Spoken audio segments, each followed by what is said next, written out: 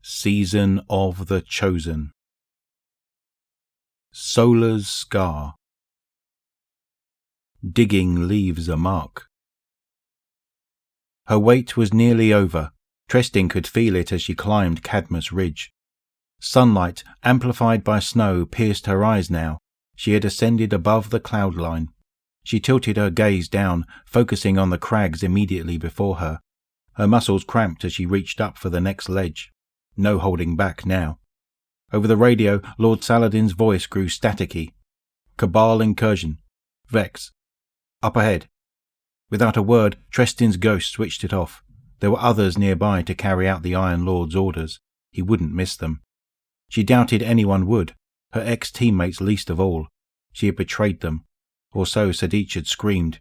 "We're supposed to be the thin line drawn before the darkness, you traitor!" Thin indeed, so why not step over it?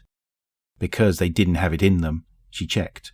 Cracked them both open and dug deep, just to be extra sure. But it wasn't there. That hunger, immense and buried, like the ocean under Europa's glacial crust. A riptide, undetectable from the surface, yet unrelenting in its pull. She never meant to betray anyone. She just wanted release. Soon you will have it. Soon you will be freed.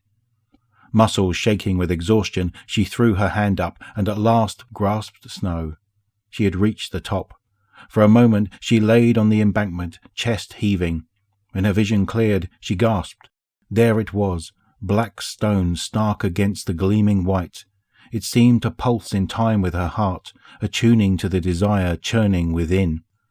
From the back of her mind came a warm, familiar voice. "You're a goober." Yara. Suddenly a different hunger bloomed in her, small and keening. Was it loneliness? It is weakness. What lies before you is power.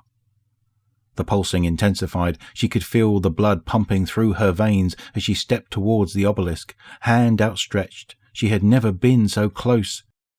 Not one more step. A new voice called out to Tristan, only this one was not in her head. She turned to find a warlock standing a few yards away, sword drawn. "You must be Tristan. I am Orna.